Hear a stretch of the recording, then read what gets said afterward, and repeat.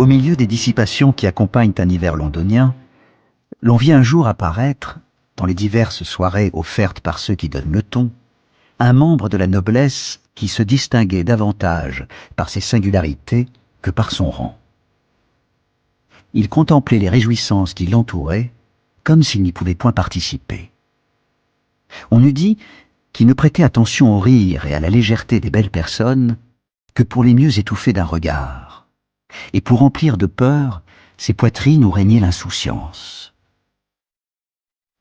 Ceux qui ressentaient cette impression de crainte ne pouvaient en expliquer l'origine. Certains l'attribuaient à l'œil gris et mort qui, se fixant sur le visage de quelque sujet, ne semblait point le pénétrer ni percer d'un regard les mécanismes intérieurs de son cœur. Sur la joue qu'il contemplait, cet œil laissait choir un rayon plombé qui pesait sur la peau sans la pouvoir traverser. Ces particularités lui valaient d'être invité partout. Chacun voulait le voir, et ceux qui étaient habitués à de violentes excitations et qui en étaient venus à ressentir le poids de l'ennui, avaient plaisir à se trouver en présence d'un objet capable de retenir leur attention.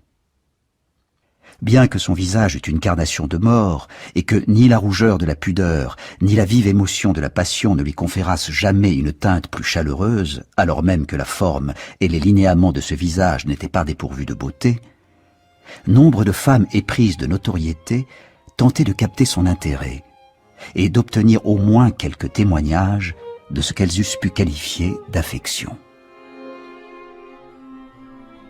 Quelle allure étonnante, monsieur. Monsieur? Mais pardon, vous ne me connaissez pas encore. Cela viendra. Laissez-moi me présenter. Lady Mercer. Vous cultivez le mystère. Dans une ville comme Londres, où tout le monde sait tout sur tout le monde, c'est une marque de prudence, et cela tient de l'exploit. Je n'ai jamais vu des yeux gris de la sorte. Vous êtes scandinave? Non. Ah non? Vous êtes russe? Non. Vous êtes écossais? Non. Je sais. Vous êtes laconique. Ou bien vous venez de l'île de Man, le pays où les hommes ont 3 jambes et les chats n'ont pas de queue. Non plus. Vous avez raison. Gardez le mystère de vos origines. Après tout, peu importe d'où l'on vient, l'important est de savoir où l'on se dirige. Et tenez par exemple ce soir, dans quelle direction comptez-vous aller? En direction du buffet, où je vais me resservir de ce vin délicieux. Mon Dieu, comment peut-on être aussi séduisant et aussi mufle?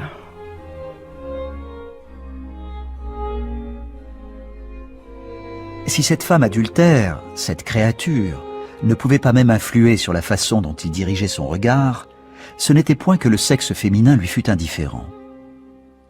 Il faisait pourtant preuve de tant de circonspection apparente en s'adressant à l'épouse vertueuse ou à la fille innocente, que peu de gens savaient qu'il aborda jamais des femmes. Il n'en avait pas moins la réputation de séduire par la parole. Et soit que cette éloquence allât jusqu'à l'emporter sur la frayeur qu'inspirait son caractère singulier, soit qu'elles fussent émues par la haine dont il semblait faire montre à l'égard du vice, on ne le voyait pas moins auprès des femmes dont les vertus domestiques font l'honneur de leur sexe qu'auprès de celles qui le déshonorent par leur vice. C'est à peu près à cette époque qu'arriva à Londres un jeune homme de bonne famille du nom d'Aubrey. C'était un orphelin que ses parents, morts tandis qu'il était encore enfant, avaient laissé avec son unique sœur en possession de grandes richesses. Ce n'était pas tout.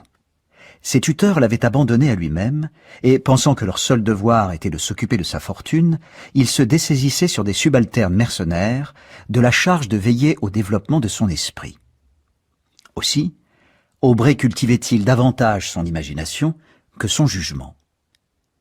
Il était par là même animé de ces conceptions hautement romantiques qui exaltent l'honneur et la sincérité et causent chaque jour la disgrâce de tant d'apprentis modistes.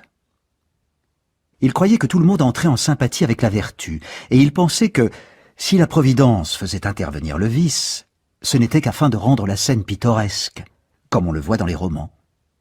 Pour lui, La misère d'une chaumière se réduisait à ce que les personnages fussent vêtus d'habits qui, s'ils n'étaient pas moins chauds, convenaient mieux à l'œil du peintre, en raison de l'irrégularité de leurs plis et de l'ajout de pièces de tissu aux multiples couleurs. En un mot, il voyait dans les rêves des poètes la réalité de la vie. Il était beau, franc et fortuné.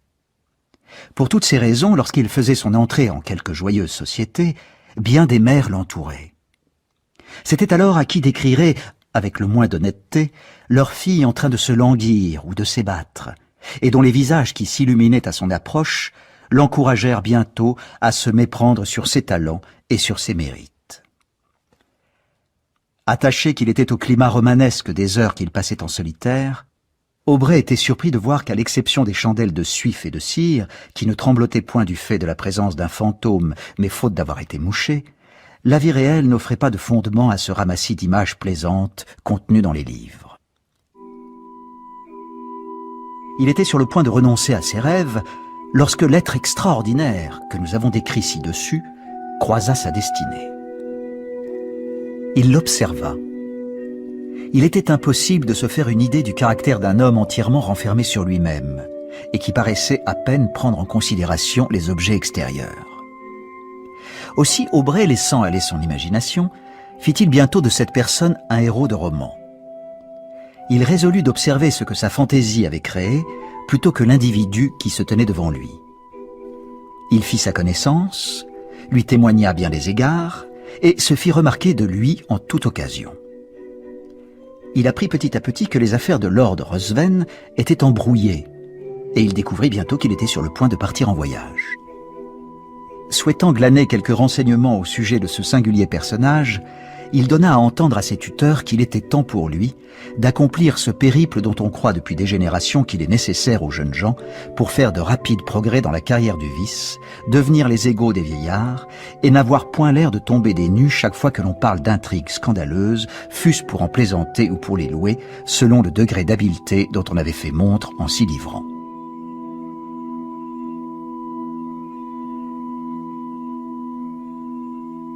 Les tuteurs y consentirent. Et Aubrey, qui fit part immédiatement de ses intentions à Lord Ruthven, fut surpris que ce dernier lui proposa de se joindre à lui. Flatté de recevoir une telle marque d'estime de la part d'un homme qui n'avait en apparence rien de commun avec les autres, il accepta avec joie, et quelques jours plus tard, ils eurent franchi les eaux qui entourent notre île. Aubrey n'avait pas eu jusqu'alors l'occasion d'étudier le caractère de Lord Ruthven. Il découvrit dès cet instant, bien qu'il le vît agir en des circonstances beaucoup plus diverses, que ses observations se traduisaient par d'autres conclusions que celles que l'on pouvait déduire des motifs apparents de sa conduite. Son compagnon était généreux à profusion. L'oisif, le vagabond et le mendiant recevaient de sa main plus qu'il n'en fallait pour soulager leurs besoins immédiats. Mais Aubrey ne pouvait s'empêcher de remarquer que ce n'était pas aux vertueux, réduits à l'indigence par les infortunes qui n'épargnent pas même la vertu, qu'il faisait l'aumône. Ceux-là se voyaient chassés de sa porte avec des ricanements à peine dissimulés. En revanche, lorsque le débauché venait quémander, non point pour soulager ses besoins, mais afin de pouvoir se vautrer dans la concupiscence ou s'enfoncer plus profondément encore dans l'iniquité, il repartait enrichi par les dons de Ruthven. À Bruxelles et dans les autres villes par lesquelles ils passèrent, Aubrey fut surpris de l'empressement que mettait son compagnon à rechercher les lieux où régnaient toutes les formes de vice à la mode. Il y épousait pleinement l'esprit qui règne à la table de jeu. Il pariait et jouait toujours avec succès, sauf lorsqu'il avait en face de lui un tricheur notoire. Il perdait alors plus encore qu'il ne gagnait, mais c'était toujours avec le même visage immuable dont il avait l'habitude d'observer les gens alentour.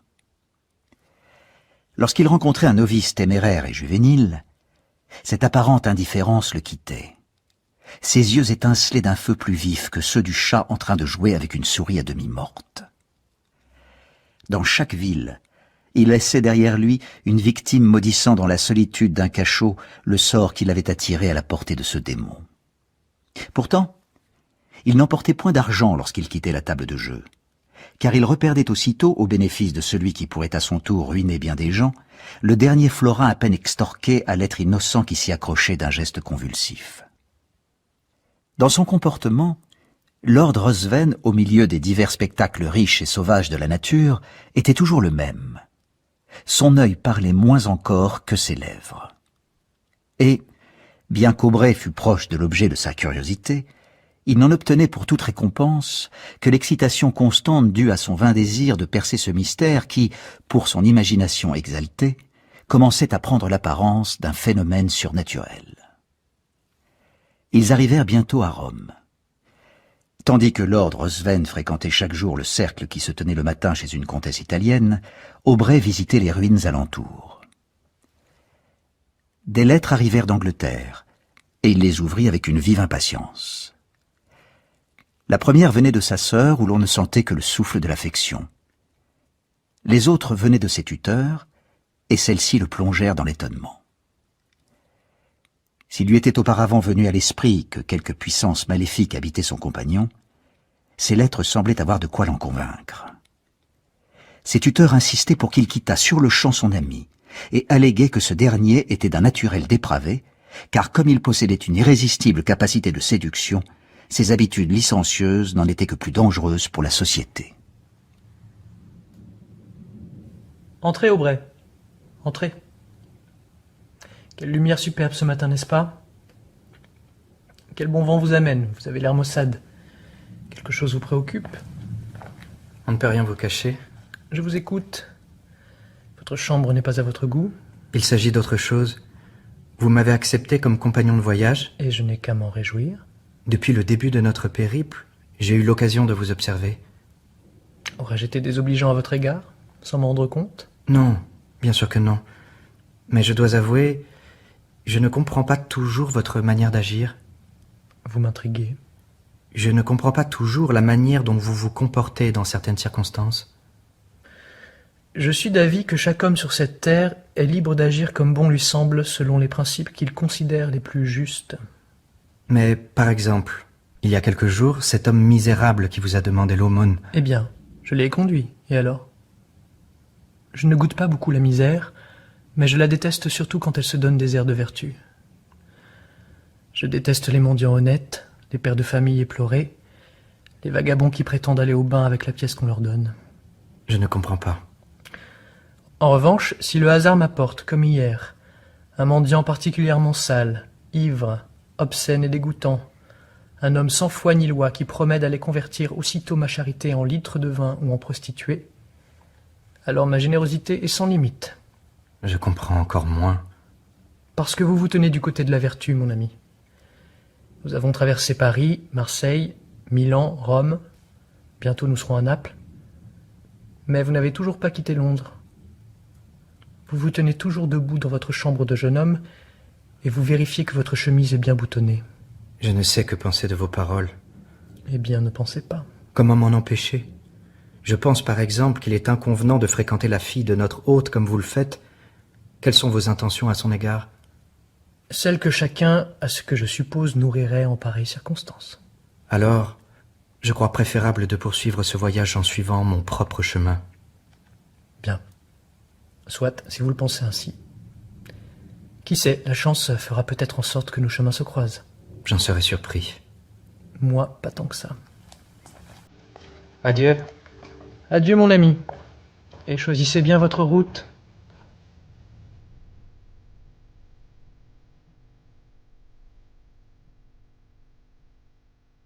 Ayant quitté Rome, Aubrey se dirigea vers la Grèce.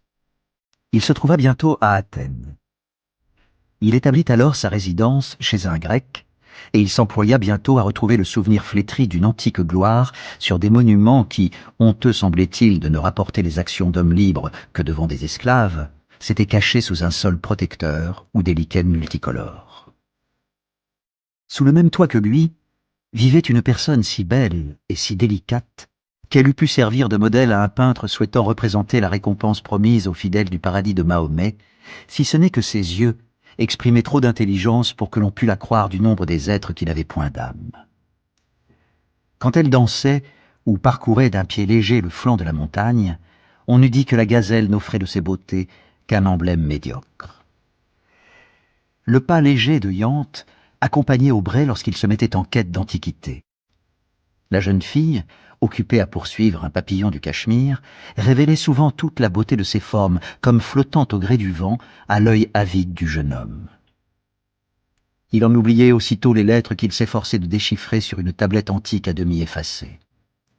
Tandis que la sylphide voltait de ci de là, ses tresses en retombant montraient aux rayons du soleil des teintes d'un brillant si délicat et si prompt à s'altérer, que le jeune historien en venait à négliger l'objet même qui, l'instant d'avant, lui avait paru d'importance capitale pour l'interprétation d'un passage de Pausanias. Aussi, pourquoi tenter de décrire des sortilèges que chacun ressent, mais dont nul ne peut estimer la valeur? Ce n'était qu'affaire d'innocence, de jeunesse et de beauté, que n'avaient pollué ni les réceptions où la foule se presse, ni les bals où l'on étouffe. Cependant qu'il dessinait ces ruines dont il souhaitait conserver le souvenir pour plus tard, la jeune fille se tenait à côté de lui, à observer l'effet magique de son crayon qui retraçait le décor de son pays natal.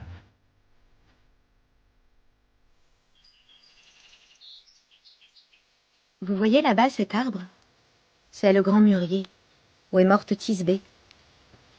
Vous vous souvenez de son histoire? Je ne l'ai jamais su. Thisbé et Pyrame étaient fous amoureux l'un de l'autre. Un soir, ils se donnèrent rendez-vous là, exactement sous ce figuier. Thisbé arrive en avance, mais elle doit se cacher parce qu'un loup rôde autour de l'arbre, la gueule pleine de sang et les crocs bien visibles. Dans sa fuite, elle laisse tomber son voile. Un peu plus tard, quand Pyrame arrive enfin, les hommes sont toujours en retard. Ils trouvent le loup, le sang, le voile de son amoureuse. Bien sûr, le pauvre, il croit qu'elle est morte. Que voulez-vous qu'il fasse d'autre? Il se suicide. Ton histoire est terriblement macabre. Vous n'avez pas entendu la fin? Quand Thisbé sort de sa cachette et découvre le corps de Pyrame, elle n'a plus aucun espoir. Elle se donne la mort. Mais c'est plus affreux encore. Oui. Pourtant, le mûrier est tellement beau. Mais dis-moi, y a-t-il vraiment des loups en Grèce? Bien sûr. Des loups, des ours, des chacals. Charmant pays, je préfère les papillons. Il y a aussi des vautours.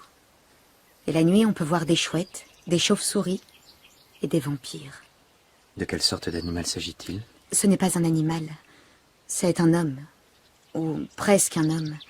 C'est un mort qui ne parvient pas à mourir. Je ne comprends pas. Certains hommes ne meurent pas. Il s'agit d'une malédiction. On entend parfois les morts gratter la terre dans leur tombe la nuit. On connaît bien les vampires ici. Les vieillards du village pourraient vous en parler. Un vampire a une apparence normale le jour, à ceci près qu'il a les yeux gris et la peau très blanche et cireuse, comme celle d'un cadavre.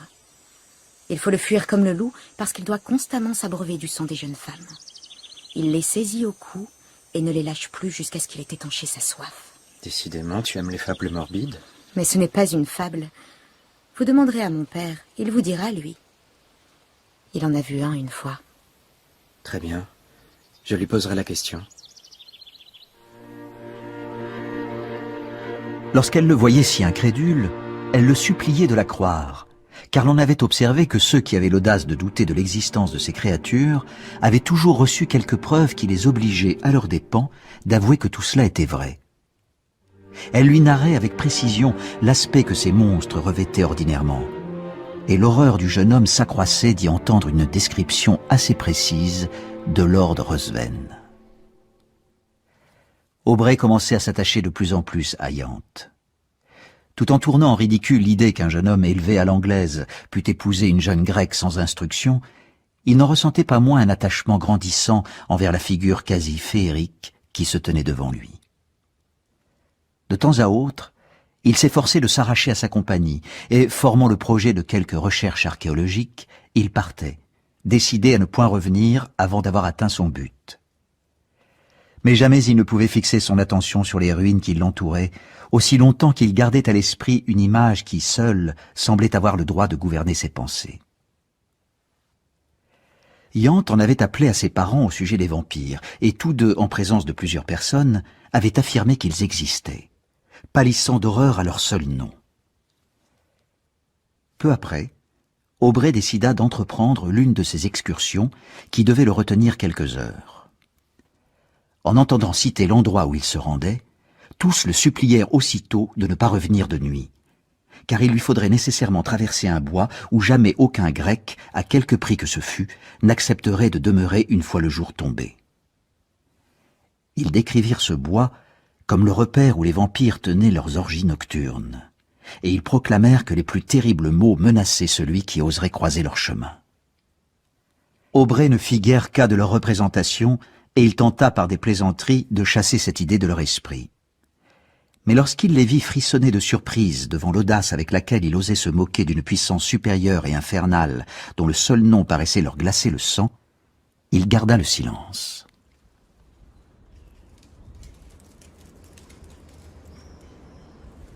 Le lendemain matin, Aubrey partit seul pour son excursion. C'est avec surprise qu'il observa le visage mélancolique de son hôte, et il s'inquiéta de voir que ses paroles de la veille, destinées à tourner en dérision la croyance en ces horribles démons, avaient inspiré à ces gens une telle terreur. Tandis qu'il s'apprêtait à partir, Yande s'approcha du flanc de son cheval et le pria ardemment de revenir avant que la nuit ne permette au pouvoir dont ces créatures étaient dotées de se manifester. Ce qu'il promit. Pourtant, quelques heures plus tard, il était à ce point absorbé par sa quête qu'il ne se rendit point compte que la lumière du jour allait bientôt disparaître, ni qu'il y avait à l'horizon l'une de ces taches qui, dans les régions chaudes, grossissent si vite pour former une masse terrifiante et déversent toute leur rage sur la contrée qu'elles ont choisie pour victime. Il finit cependant par monter en selle, décidé à se hâter. Mais il était trop tard. On ne connaît pour ainsi dire pas de crépuscule dans ces régions méridionales. La nuit commence sitôt que le soleil se couche. Il n'avait guère eu le temps d'aller bien loin lorsque toute la puissance de l'orage se manifesta au-dessus de lui. Le tonnerre retentissait presque sans relâche. Une lourde pluie traversait en force le dais du feuillage, tandis que l'éclair semblait tomber à ses pieds et se propager à partir de l'endroit où il se trouvait. Soudain, son cheval prit peur, et il fut emporté avec une rapidité effrayante au travers de l'enchevêtrement de la forêt. Épuisé, l'animal finit par s'arrêter, et, à la lumière de l'éclair, Aubrey se rendit compte qu'il était à proximité d'une masure qui dépassait à peine de l'amas de feuilles mortes et de broussailles dont elle était entourée. Mettant pied à terre, il s'approcha, espérant se faire abriter de l'orage qui se déchaînait. Tandis qu'il s'approchait, le silence momentané du tonnerre lui permit d'entendre les hurlements effrayants d'une femme, auxquels se mêlait l'exultation étouffée d'un rire moqueur qui se prolongeait en un son quasi ininterrompu. Il en fut alarmé, mais, stimulé par le tonnerre qui grondait au-dessus de lui, il ouvrit brutalement la porte de la hutte. Il se trouva dans la plus profonde obscurité et se laissa guider par les sons. Il semblait que l'on n'eût point remarqué sa présence. En effet, en dépit de ses appels, les bruits ne cessèrent point et on ne lui prêtait nulle attention. Il sentit qu'il touchait quelqu'un. C'est alors qu'une voix s'écria « Encore déçu ?» Puis ce fut un rire sonore. Il se sentit agrippé par un être dont la force paraissait surhumaine. Résolu à vendre sa vie le plus chèrement possible, il se débattit, mais en vain. On le souleva du sol avant de le lancer par terre avec une force prodigieuse. Son ennemi se jeta sur lui et, appuyant les genoux sur sa poitrine, il venait de lui saisir la gorge à pleine main lorsque l'éclat de nombreux flambeaux pénétrant par l'orifice qui, le jour, laissait passer la lumière, dérangea l'assaillant. Aussitôt il se releva et, abandonnant sa proie, il franchit la porte précipitamment. Au bout de quelques instants, le craquement que faisaient les branches tandis qu'il se frayait un passage dans le bois cessa de se faire entendre. L'orage s'était désormais calmé, et les hommes du village venus porter secours eurent tôt fait d'entendre Aubrey, incapable de bouger. Ils entrèrent. La lueur de leurs flambeaux frappa les murs de torchis ainsi que le chaume, dont la moindre brindille était recouverte de lourds flocons de suie. À la demande d'Aubrey, ils se mirent en quête de celle qui l'avait attiré par ses cris. On le laissa donc une fois encore dans l'obscurité. Mais quelle ne fut point son horreur, lorsque la lueur des flambeaux l'assaillit de rechef, de distinguer la figure éthérée de sa belle compagne, qui lui apparaissait sous la forme d'un corps sans vie. Il ferma les yeux. espérant que ce n'était là qu'une vision surgie de son imagination dérangée. Lorsqu'il les rouvrit, il revit sa compagne étendue à côté de lui. Il n'y avait plus la moindre couleur sur ses joues, ni même sur ses lèvres. Pourtant son visage exprimait une paix qui semblait presque aussi attachante que la vie qui naguère y régnait. Il y avait du sang sur son cou et sur sa poitrine. Sa gorge portait les marques des dents qui avaient ouvert la veine. C'est ce signe que les hommes montrèrent du doigt, et ils s'écrièrent en même temps, frappés d'horreur, « Un vampire! Un vampire !» On fit en hâte une litière et l'on étendit Aubrey à côté de celle qui lui avait récemment inspiré tant de visions brillantes et féeriques, maintenant défaites. Il ne savait point ce qu'il pensait. Son esprit engourdi semblait éviter la réflexion et se réfugier dans la vacuité. Sans en avoir conscience ou presque, il tenait à la main un poignard dépouillé de son fourreau d'une structure particulière et que l'on avait trouvé dans la hutte. Ils furent bientôt rejoints par divers groupes qui s'étaient mis à la recherche de la jeune fille, dont la mère n'avait point tardé à remarquer l'absence. Leurs cris lamentables, tandis qu'ils approchaient de la ville, annoncèrent aux parents que quelque effrayante catastrophe s'était produite. Tous deux furent inconsolables et moururent l'un et l'autre, le cœur brisé.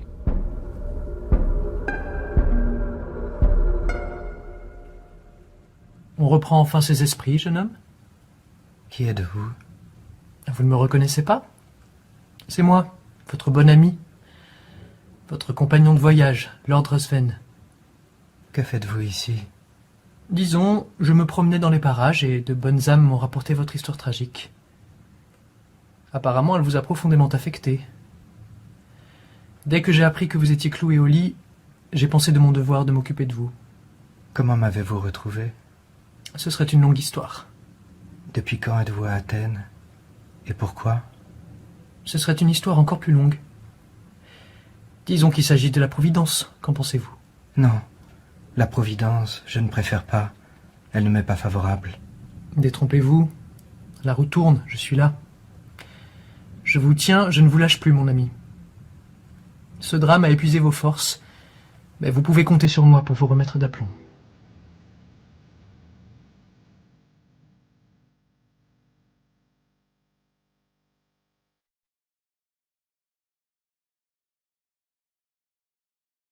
Lord Ruthven semblait avoir bien changé. Il n'avait plus l'air de cette créature apathique qui avait tant étonné Aubrey.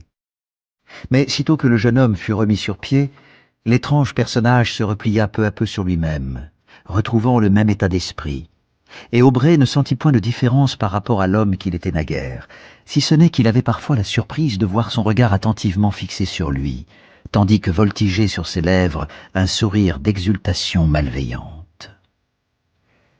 Il ne savait pourquoi, mais ce sourire le hantait. Tandis que le malade finissait de guérir, Lord Ruthven était, semblait-il, occupé à observer les vagues de cette mer sans marée, soulevée par la brise rafraîchissante, ou à suivre la progression de ces sphères qui tournent, comme notre monde, autour du soleil immobile.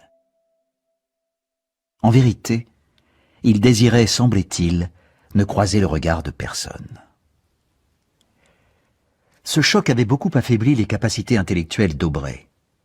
Cette élasticité de caractère par laquelle il s'était naguère tant distingué semblait désormais s'être envolée pour toujours. Il était maintenant aussi épris de solitude et de silence que Lord Ruthven. Mais quelque grand que fût son désir de solitude, son esprit ne la pouvait point trouver dans les environs d'Athènes. S'il la recherchait parmi les ruines qu'il avait auparavant fréquentées, la figure de Yande se tenait à côté de lui. Et s'il la recherchait en forêt, la voilà qui apparaissait d'un pas léger, errant dans les sous-bois en quête de la modeste Violette. Puis, se retournant soudain, elle montrait à son imagination débridée son visage pâle et sa gorge blessée, tandis qu'un doux sourire ornait ses lèvres.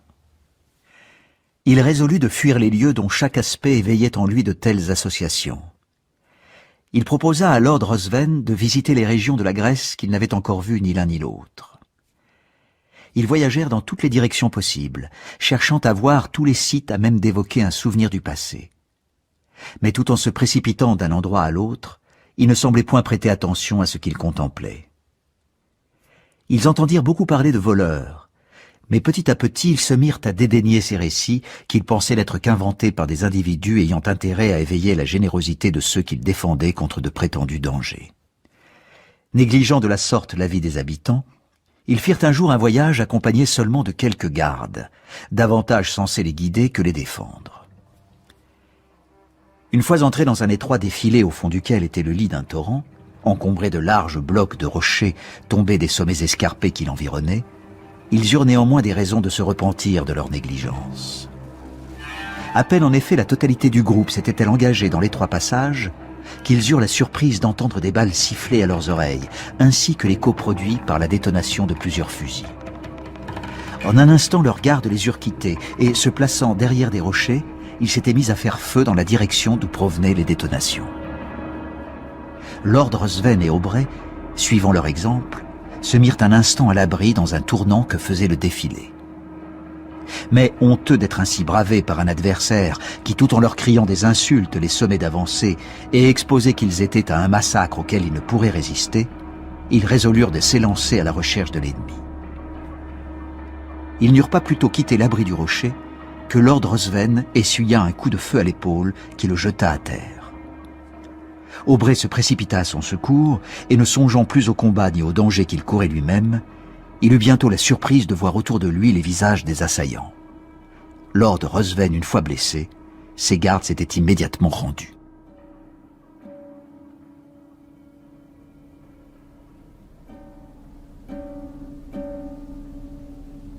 En leur promettant une forte récompense, Aubrey persuada les brigands de porter son ami blessé jusqu'à une cabane située à proximité. Et comme il avait accepté de payer une rançon, il n'eut plus à souffrir de leur présence, les voleurs se contentant de garder l'entrée de la cabane en attendant le retour de leurs camarades porteurs de la somme promise pour laquelle il avait un billet à ordre. La santé de Lord Ruthven déclinait rapidement. Au bout de 2 jours, ce fut la gangrène, et la mort semblait s'approcher à pas rapides. Ni son attitude, ni son apparence n'avaient changé. Il semblait aussi peu conscient de la douleur qu'il l'avait naguère été de ce qui se passait autour de lui. Alors que la soirée touchait à sa fin, il se mit à donner des signes d'inquiétude. « Comment puis-je vous venir en aide ?» Me venir en aide? Est-ce que je suis une personne qu'on peut encore sauver? Vous n'êtes pas si mal en point. Vous avez de la ressource. De retour en ville, nous trouverons un médecin, et alors nous pourrons... Je ne parle pas de ma vie. Je me soucie aussi peu de mon existence terrestre que du jour qui passe. Mais il reste encore une chose à sauver. Quoi donc? Mon honneur. Vous pouvez sauver l'honneur de votre ami. Comment? Dites-moi comment. Je suis prêt à faire n'importe quoi. C'est bien ainsi que je l'entendais. Approchez. Je vous écoute. Je n'ai besoin que de peu de choses. Ma vie s'éloigne à grands pas. Je ne puis tout vous expliquer, mais si vous vouliez bien ne rien dire de tout ce que vous savez de moi, mon honneur serait exempt de toute tâche dans les propos que l'on tiendra sur ma personne. Ne rien dire. Bien, c'est entendu. Mais j'insiste. Il s'agit d'un point de la plus haute importance. Il faut que ma mort reste inconnue en Angleterre. Vous pouvez compter sur moi. Jurez. Je n'ai qu'une parole. Jurez sur tout ce que respecte votre âme, sur tout ce que craint votre nature. Jurez que pendant 1 an et 1 jour, vous ne soufflerez mot à personne de ce que vous savez de mes crimes, ni de ma mort, et ce de quelque façon que ce soit, quoi qu'il arrive ou quoi que vous puissiez voir. Je le jure. Bien. Maintenant, je suis tranquille. Lord Ruthven s'effondra sur son oreiller. 1 minute plus tard, il avait cessé de respirer. Aubrey se retira pour prendre quelque repos, mais il ne dormit point. Tous les détails concernant ses relations avec cet homme lui vinrent à l'esprit et il ne savait pourquoi. Lorsqu'il se rappela son serment, un frisson glacial le saisit, comme s'il pressentait que quelque terrible événement le guettait. S'étant levé de bonne heure, il s'apprêtait à entrer dans la masure où il avait laissé le corps de son ami, lorsque l'un des voleurs vint à sa rencontre et lui fit savoir qu'il n'y était plus. Ses camarades et lui-même, lorsqu'il s'était retiré, l'avaient en effet porté au sommet d'une montagne voisine, conformément à la promesse qu'ils avaient faite à Lord Ruthven d'exposer son corps à la froideur du premier rayon de lune qui apparaîtrait après sa mort. Aubrey fut stupéfait, et, prenant avec lui plusieurs de ses hommes, il décida d'aller l'enterrer à l'endroit où il gisait. Mais après être monté jusqu'au sommet, il ne vit trace ni du cadavre, ni des vêtements, bien que les voleurs jurassent qu'ils lui montraient le rocher même où ils avaient déposé le corps.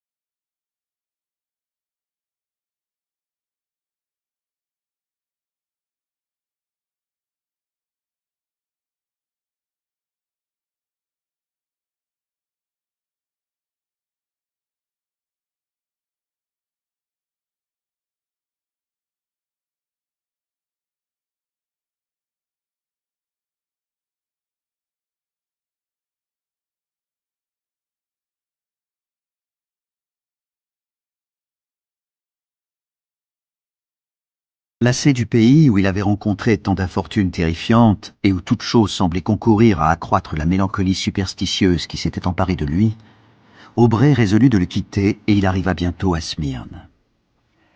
En attendant qu'un navire le transporte à Otrante ou à Naples, il occupa son temps à ranger les effets appartenant à Lord Ruthven et qu'il avait gardés. Il y avait entre autres un coffret contenant plusieurs armes offensives plus ou moins propres à assurer la mort de la victime. Plusieurs poignards et yatagans s'y trouvaient.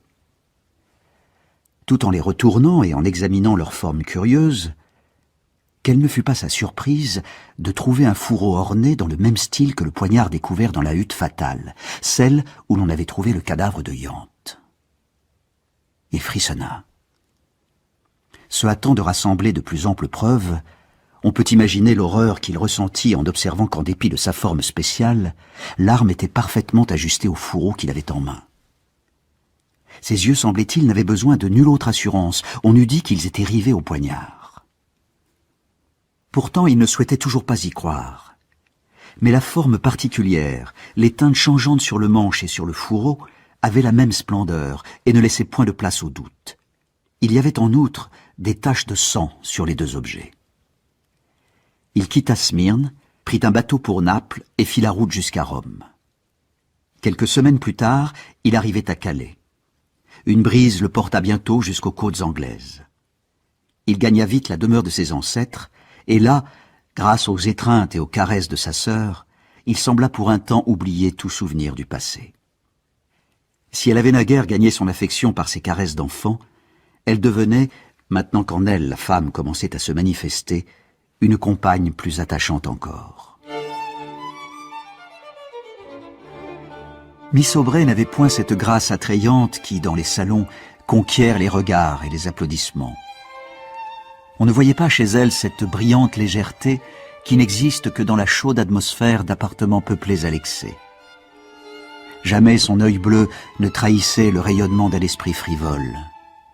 Il se parait d'un charme mélancolique qui ne paraissait pas être l'effet de l'infortune, mais de quelques sentiments profonds, révélant, semblait-il, une âme sachant qu'il existe un plus glorieux royaume.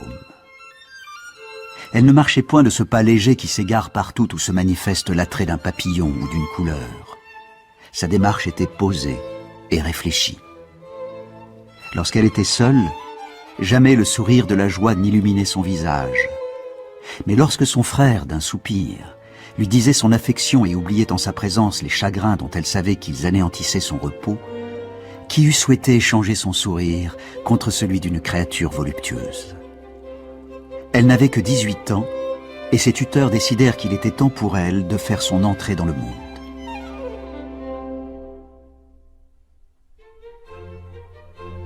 Ainsi, cette adorable jeune fille est votre sœur.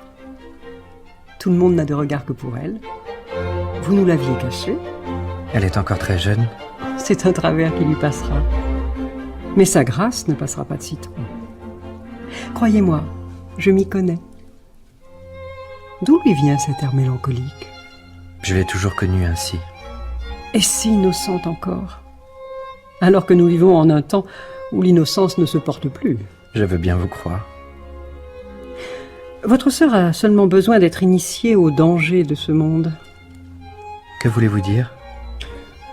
Je pourrais lui apprendre à se méfier, avec adresse. Se méfier de quoi? De qui, voulez-vous dire? Eh bien, par exemple, des hommes. De cet homme en particulier, qui lui parle en ce moment avec beaucoup d'ardeur. Non, ne vous retournez pas. Pas tout de suite. Il regarde dans notre direction.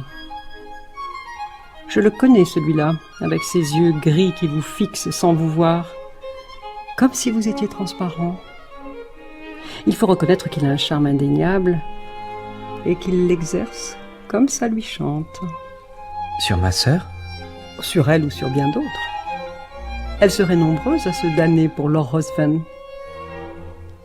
Eh bien, vous êtes tout pâle. Vous le connaissez?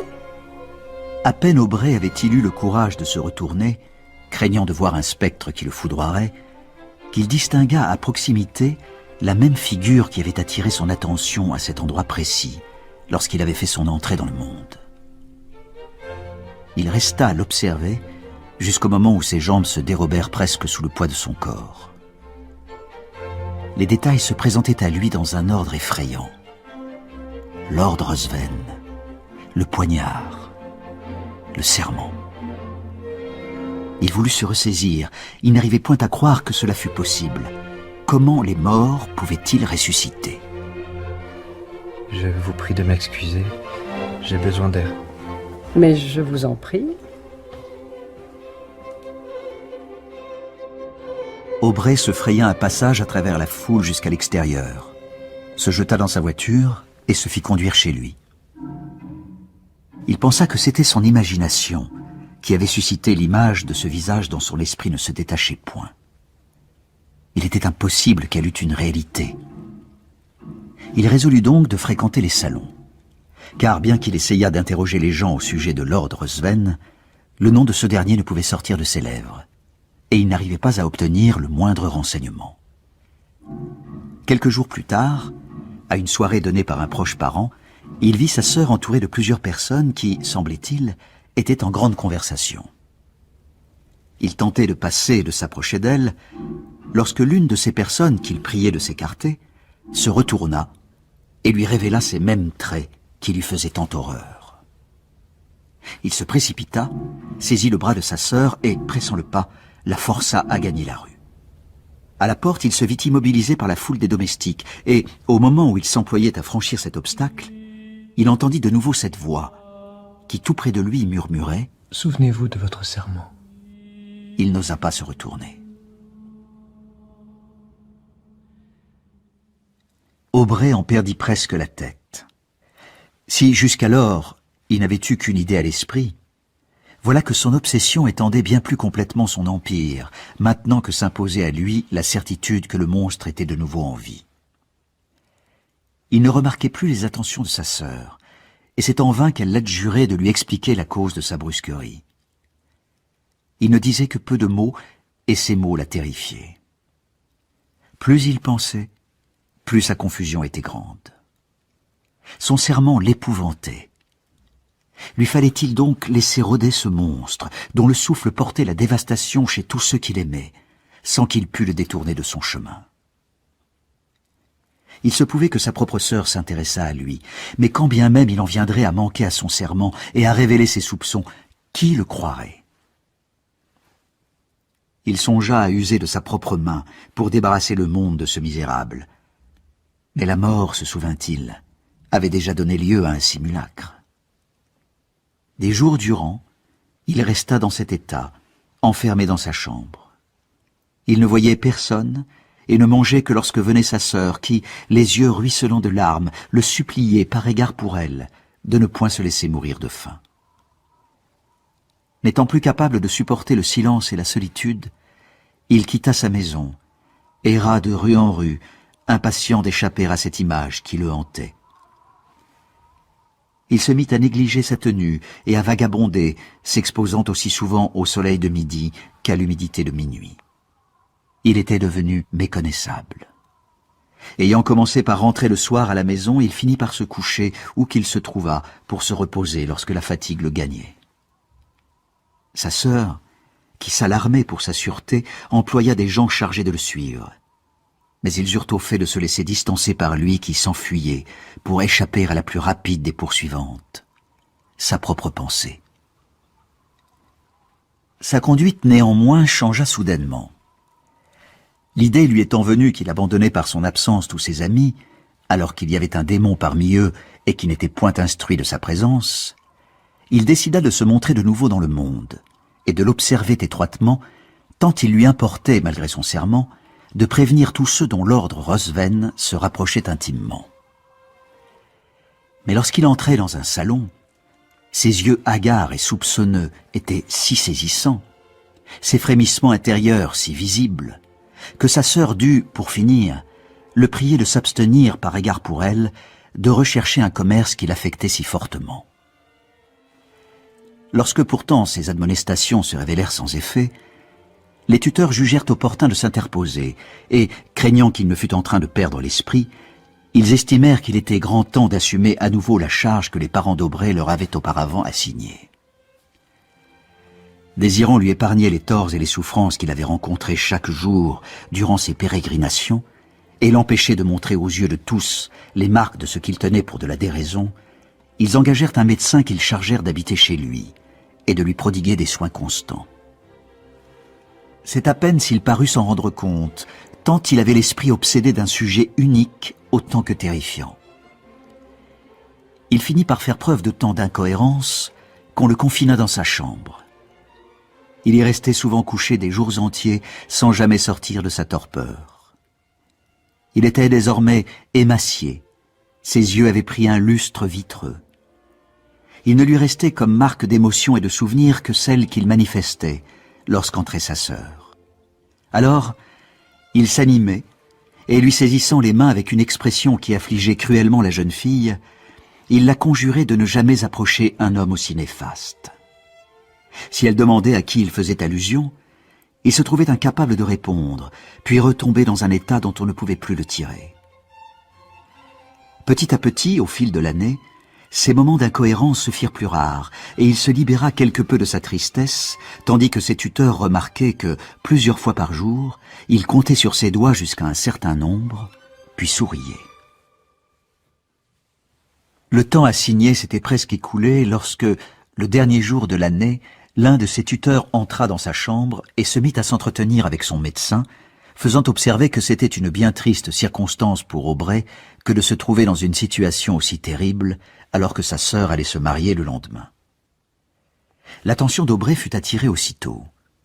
Saisi par l'anxiété, il demanda avec qui. Heureux de voir ainsi son intellect se réveiller, car il craignait qu'il en fût désormais privé, le tuteur cita le nom du comte de Marsden. Pensant qu'il s'agissait d'un jeune comte qu'il avait rencontré dans le monde, Aubray parut content, et il le stupéfia plus encore en exprimant l'intention d'être présent à la noce et le désir de voir sa sœur. Il ne répondit pas, mais au bout de quelques minutes, sa sœur était auprès de lui. Aubray paraissait de nouveau à même d'éprouver l'influence de son charmant sourire. Il la serra en effet sur son cœur et baisa sa joue trempée de larmes. Celle-ci coulait à l'idée que son frère était de nouveau sensible aux émotions de l'affection. Il se mit à parler avec toute la chaleur qui lui était coutumière et à la félicité d'épouser une personne si distinguée par le rang et par tous ses talents. Il remarqua soudain un médaillon sur sa gorge. Il l'ouvrit, et quelle ne fut pas sa surprise de voir les traits du monstre, qui depuis si longtemps régissait sa propre vie. Au comble de la rage, il saisit le portrait et le foula aux pieds. Lorsqu'elle lui demanda pourquoi il détruisait ainsi l'image de son futur mari, il parut ne point la comprendre. Puis, lui saisissant les mains et la contemplant d'un air frénétique, il la somma de jurer qu'elle n'épouserait jamais ce monstre, car il... Mais il ne put aller plus loin. Il avait l'impression que cette voix lui ordonnait d'heureux-chef de se rappeler son serment. Il se retourna soudain, pensant que Lord Ruthven était près de lui. Mais il ne vit personne. Cependant, le tuteur et le médecin, qui avaient tout entendu et pensaient que ce n'était là qu'un nouvel accès de son dérangement nerveux, entrèrent dans la pièce et, l'éloignant de force de Miss Aubray, demandèrent à celle-ci de sortir. Il tomba à genoux devant eux, implora, les supplia de retarder le mariage ne fût-ce que d'un seul jour. Attribuant cette attitude à la démence qui, s'imaginait-il, s'était emparée de son esprit, ils tentèrent de l'apaiser et se retirèrent. Lord Ruthven s'était présenté le lendemain de la réception à la cour, celle où Miss Aubray avait fait son entrée dans le monde, mais on lui avait interdit l'accès comme à tous les autres. Lorsqu'il avait entendu dire que le jeune homme se portait mal, il avait compris aisément qu'il en était la cause. Mais lorsqu'il avait appris qu'on le croyait dément, ceux qui l'en avaient instruit purent aisément déceler son exultation et son plaisir. Il s'était précipité chez son ancien compagnon et, par sa présence constante, feignant d'éprouver une grande affection pour son frère et de se soucier grandement de son sort, il avait gagné petit à petit la bienveillance de Miss Aubray. Qui pouvait résister à son pouvoir? Il sut se dépeindre comme un individu que nulle sympathie n'attachait à la moindre créature vivant sur notre terre si peuplée, à l'exception de celle à qui il s'adressait. Il sut dire que, depuis qu'il la connaissait, sa vie semblait enfin digne d'être préservée, ne fût-ce que pour lui permettre d'entendre les accents apaisants de la jeune fille. En un mot, il sut faire si bon usage de l'art du serpent, ou telle fut la volonté du destin, qu'il conquit ses affections. Le titre de noblesse attaché à la branche aînée de sa famille lui étant enfin échu, il obtint une importante ambassade, ce qui servit d'excuse pour hâter le mariage en dépit du dérangement dont souffrait le frère de Miss Aubray. La cérémonie devait avoir lieu la veille même de son départ pour le continent.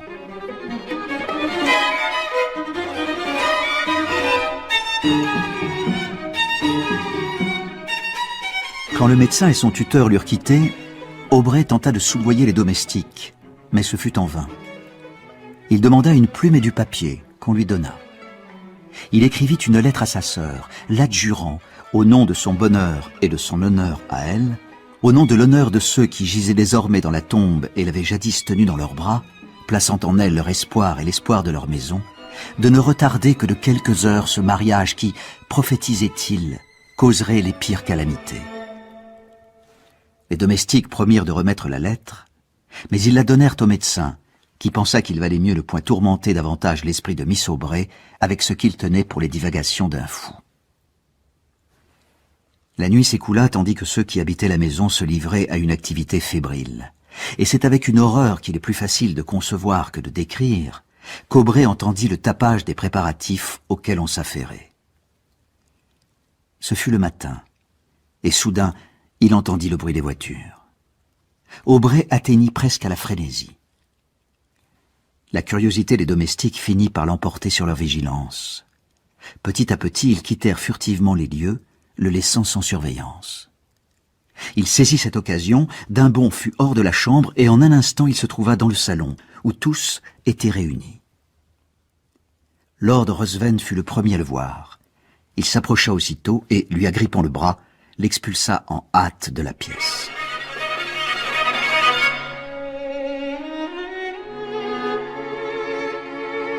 Mon pauvre ami, vous ne comptez pas gâcher le mariage de votre sœur. Laissez-moi passer. N'oubliez pas votre serment, il vous en coûtera cher. Lâchez-moi. Lâchez mon bras, vous me faites mal. Mal? Vous oubliez que vous parlez à un homme qui a eu le corps transpercé d'une balle. La vraie douleur, croyez-moi, c'est autre chose. N'approchez pas de ma sœur. Ne portez pas la main sur elle. Je veux lui parler. Vous avez juré, Aubray. Vous vous êtes lié par un serment à des forces qui vous dépassent. Sachez que si votre sœur ne devient pas aujourd'hui mon épouse, elle sera déshonorée. Et l'on verra en elle une créature perdue. Aubray ne tenait plus debout. Sa rage, qu'il ne pouvait point exhaler, avait fait se rompre l'un de ses vaisseaux sanguins. Les domestiques, alertés, s'empressèrent de le remettre au lit. Le médecin décida de ne pas avertir sa sœur, craignant qu'elle n'en fût agitée. Le mariage fut alors célébré, et la mariée et son époux quittèrent Londres. Aubrey devint de plus en plus faible. L'épanchement de sang fit apparaître les symptômes d'une mort prochaine. Il voulut que l'on appelât les tuteurs de sa sœur, et, lorsque minuit fut sonné, il relata calmement tout ce dont le lecteur vient d'avoir connaissance. Il mourut aussitôt après. Les tuteurs se précipitèrent afin de protéger Miss Aubrey, mais à leur arrivée, il était trop tard. Lord Ruthven avait disparu, et la jeune femme avait étanché la soif d'un vampire.